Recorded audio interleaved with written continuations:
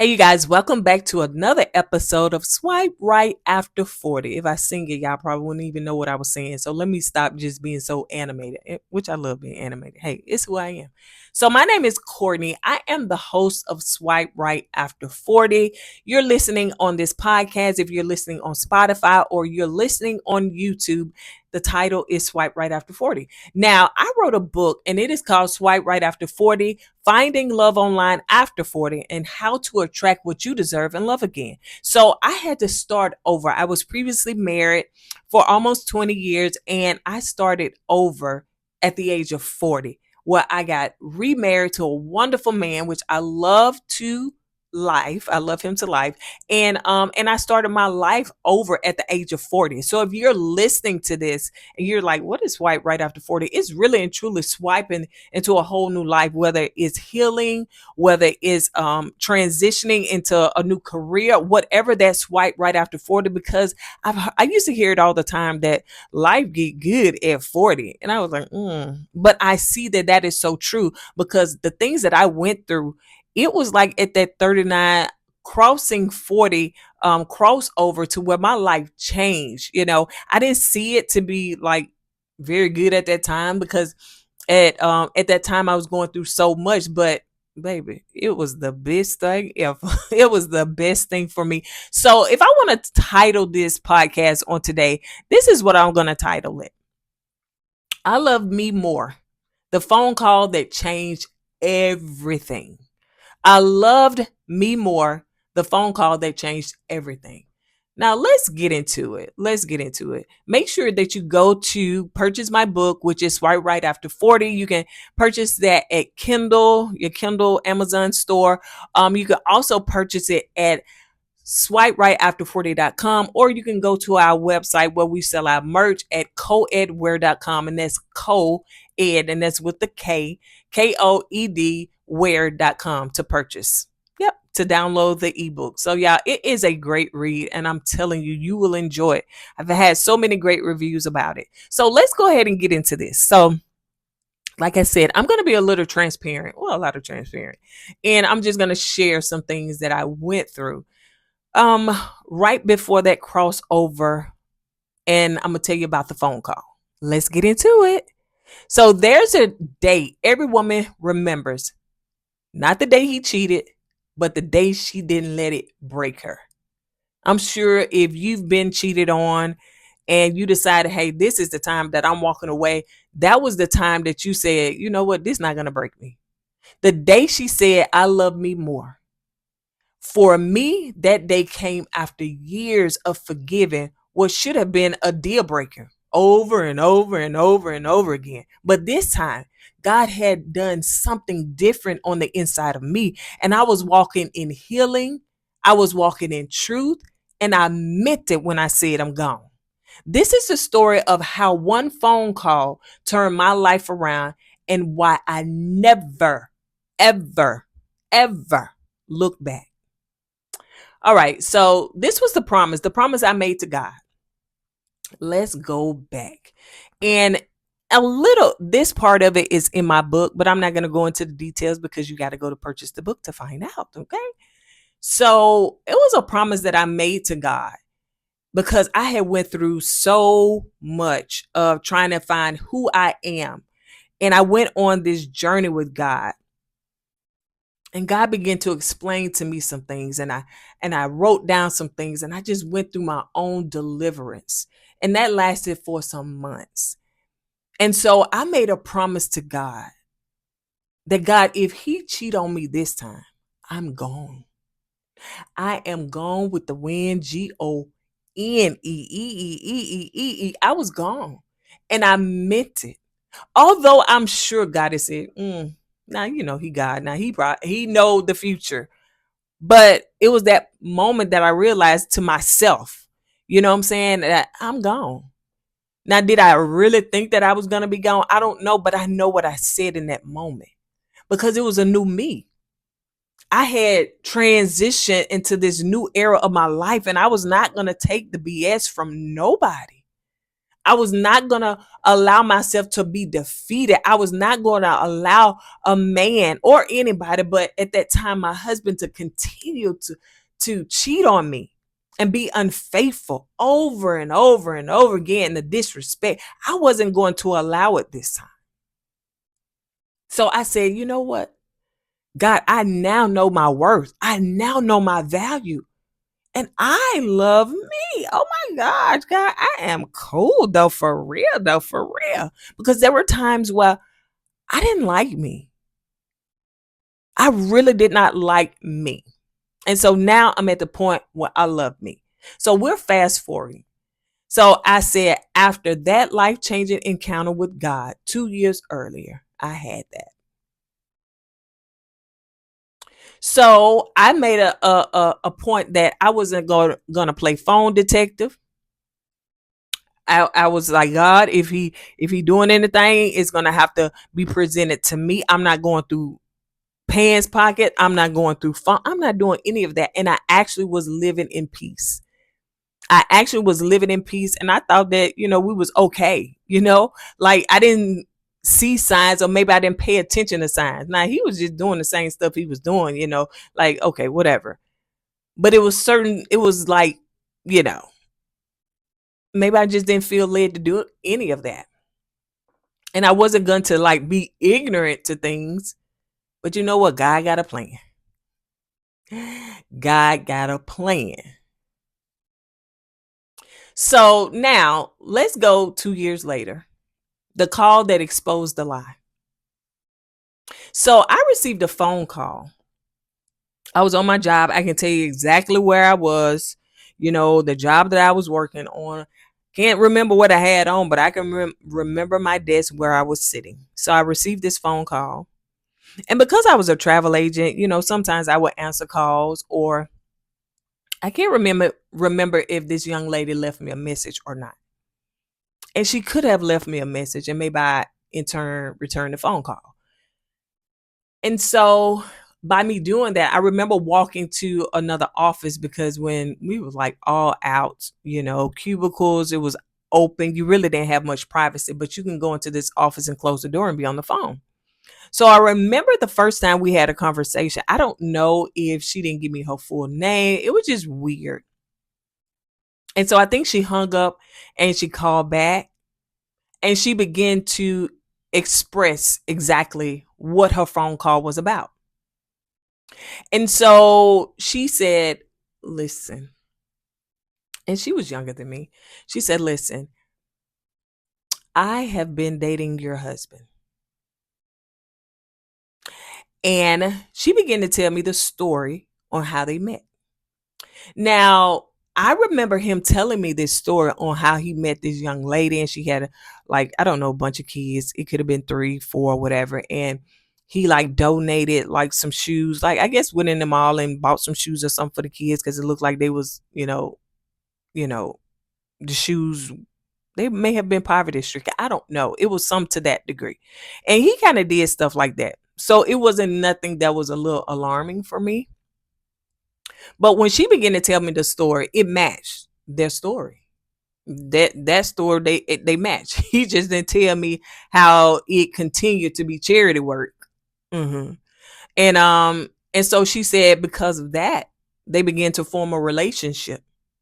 And I can't even remember how long they have been in a relationship, so to speak, but it was a while. And so it could have been some months or something like that. So she felt something within, and she felt that he was married. Although he never said he was married, he said he wasn't married to her, according to her. So she said, you know what? I'm going to do some digging. That's why you got to be careful who you cheat with. So she was like, I'm going to do some digging, and I'm going to go to the courthouse, and I'm going to see if this man is married. So she did just that. She went to the courthouse, and she found out that he was married. She actually pulled our marriage license. She found my full name. She Googled me. And of course, because I was a travel agent, my phone number popped up. And she called me. That's how she got to me. And after she was saying all the things or whatever, she wasn't disrespectful or anything like that. I said, you know what, sis, you can have them. And I think she was like, I don't want to.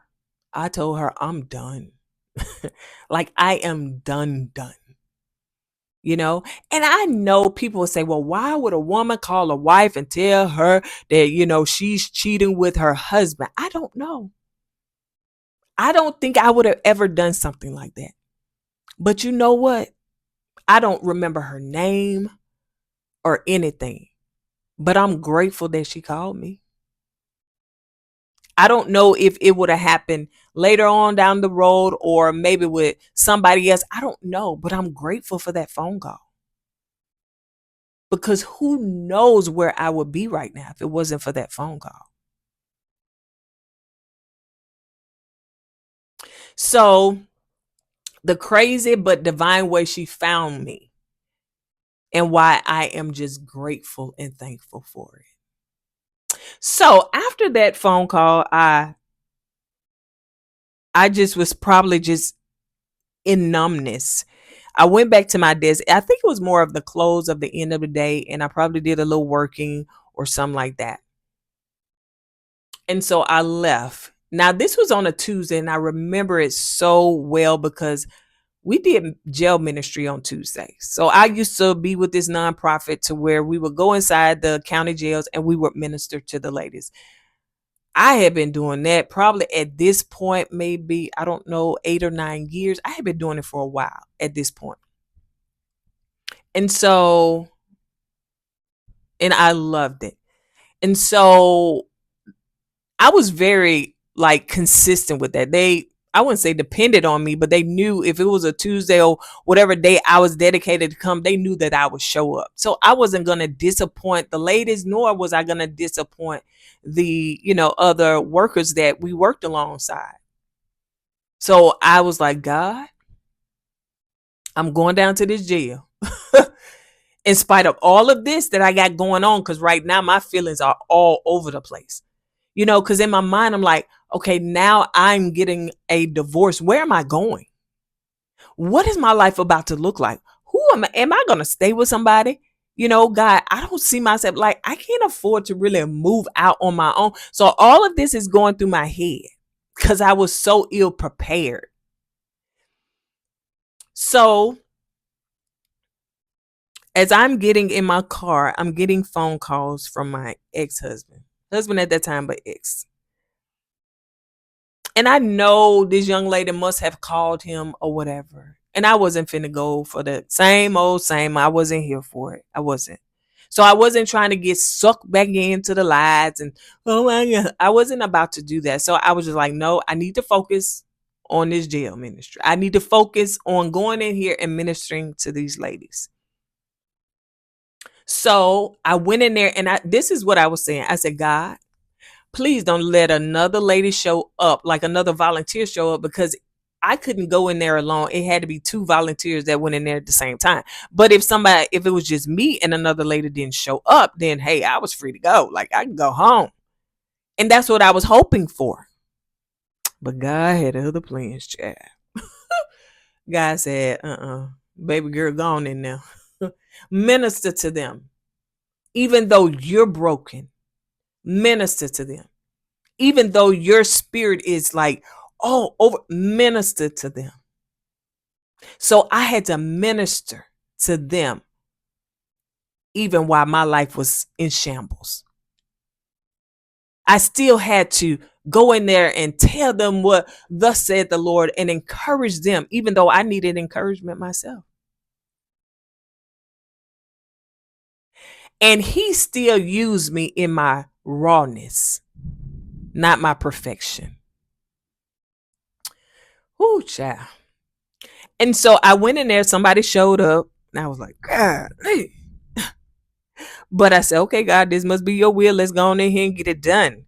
So I went in there and y'all, I forgot about everything that I was going through and what I was facing. Because when I went in there, every time, it became less about me and more about them. It became less about me and more about the purpose and the lesson and what I was called to do. So that lasts about an hour and a half. We left, and now I had to sit in my car and think, okay, where am I? What I got going on? And I had to, oh, yeah, that. So I remember being in my car and about to get on the interstate when the ex called me again.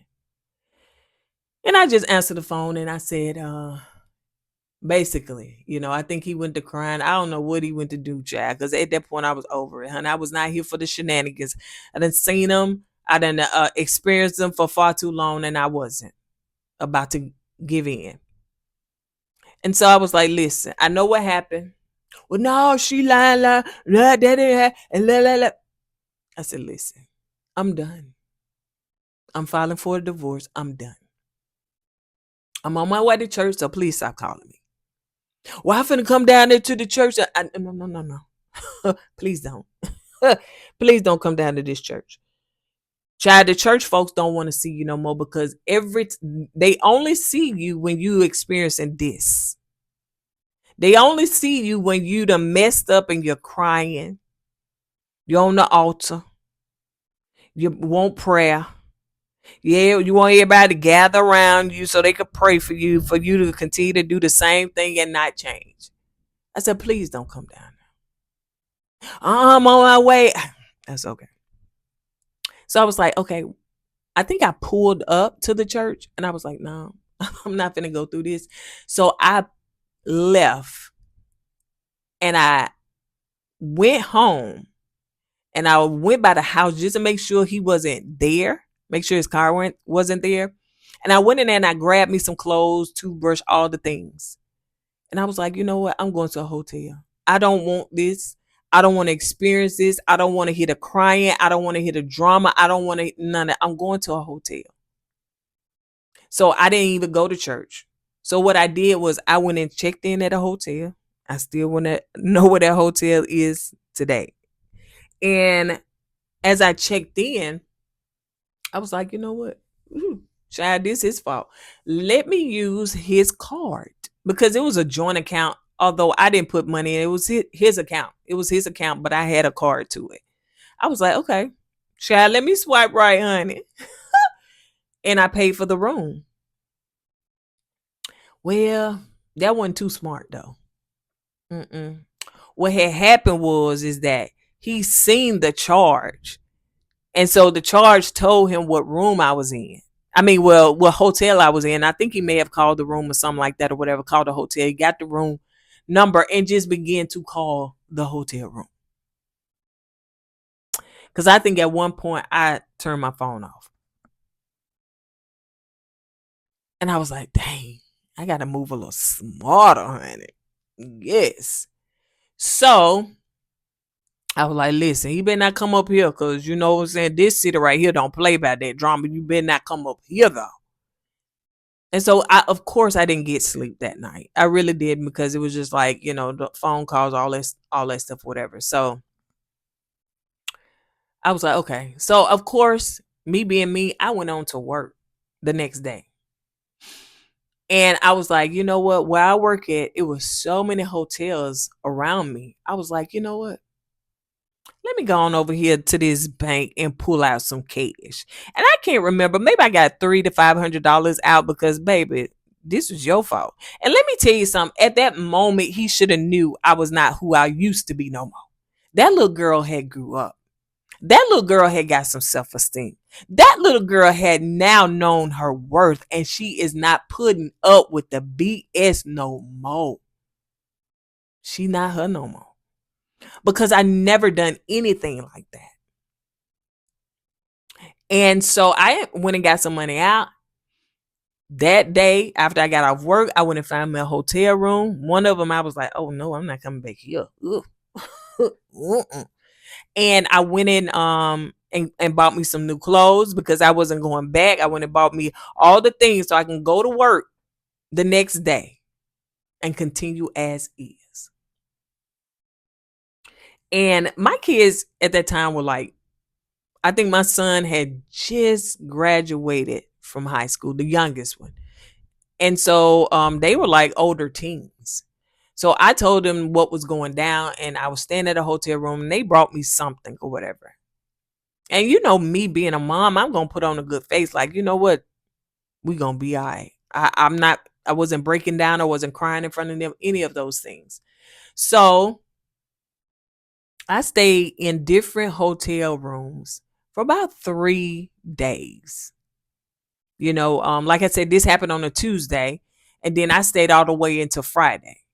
And the man said, please come back, because child, I cannot afford for you to take no more money out that account.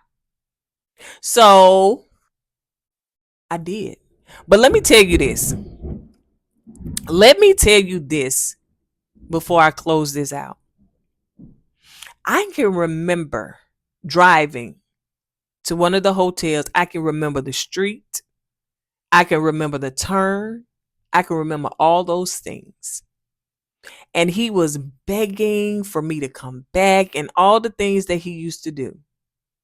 And I said, and I told him, if I came back, I will literally hate myself. And I could feel the self-hatred for myself. I've never felt self-hatred for myself. I would loathe myself. I actually started having those feelings if I came back.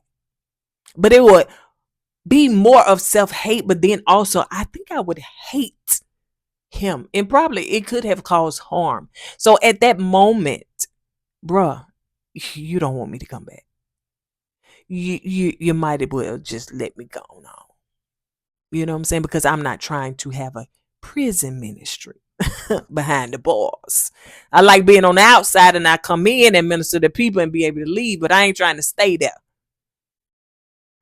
So I said that to say that happened when I was 39 years old. I was months from 40. And I made a life-changing decision that I wasn't going to go into 40 with the same old bull anymore. I wasn't. And because I made a decision 2 years prior, and I said, God, if he cheat this time, I'm gone. Although, remind you, I made other promises like that before, but this time it was different. Why? Because I was a new me. I love this me. I knew my worth. I knew my value. I knew who I was. And I wasn't going to accept anything less. So that was the phone call that changed my life. To this day, I'm grateful that I decided to listen and walk away and hold on to my vow. Ooh, child, I don't know if y'all can hear that thunder in it. But I held on to my vow that I made to God. And I said, God, I'm walking away from this. It's not worth it. And my life has been so blessed. I had to go through trials. I had to go through testing. I didn't know where I was going to go. And I'll leave that for another episode. But look where I am now. Look where I am now. From disaster now to in my destiny. As they say, from the pit to the palace. God is awesome. And I'm so grateful that I took heed and I decided to make the move. Like, the choice is yours. The choice is yours, whether you stay or whether you go, whether it's feasible for you or not feasible for you. The choice is yours. But I made the choice to leave, and I'm so glad I did. Swipe right after 40. Wow. A whole new world. A whole new world. So thank you so much, you guys, for listening to this podcast, y'all. I wanted to be transparent. I wanted to share a little bit more. This was not in the book, so it's an exclusive, if that's what you want to call it. And hopefully this can encourage somebody down the road to remember, swiping right after 40 doesn't mean that your life is going to downward spiral. it could mean for the better. We never know when we swipe what is going to be next. I had no idea. Then when I made that decision to walk away, what my swipe right was going to look like. But God had a plan. The Bible says in Jeremiah 29:11, and I didn't try to come in to quote no scriptures, but I do want to encourage you with this one. He says, I know the plans that I have for you, plans of good and not evil, to prosper you and to bring you to your expected end. So I leave you with that word. Just remember. And let me leave you with this one, because this is my favorite scripture that got me through the darkest times of my life. Romans 8:28. And it's actually on a shirt. And that shirt says, Save My Life. And it's Romans 8:28. And you can purchase it at coedwear.com. And it is one of our top seller shirts. But it says that all things, not some, not a little, not a portion, but all things work together for the good of those that love God, to those that are called according to his purpose. So if you fit in those categories, it's all working together for your good. It may not feel good, but it is working together for your good. Just go through it, and this too shall pass. Once again, thank you so much for joining me. I am Kourtney, the host of Swipe Right After 40 podcast. I appreciate you guys. Make sure that you like this video. If you're listening to us on Spotify, if you're listening to us on YouTube, make sure that you like this video, share it with your friends, share it with your girlfriends, share it with those that are around you, share it with your daughter. She may be experiencing somewhere she need to walk away from some things. So especially our young people, let's get them to a place where they don't have to wait until they're 40 to realize their aha moment. You don't have to allow a man to take you through the ringers for 10 and 15, 20 years before you wake up and realize, hey, I love me. So yes, definitely share it with your family. I appreciate you guys so much. And thank you so much. If you haven't subscribed yet, please subscribe, please follow, and do all of those things. And I will see you guys on the next episode. Bye-bye for now.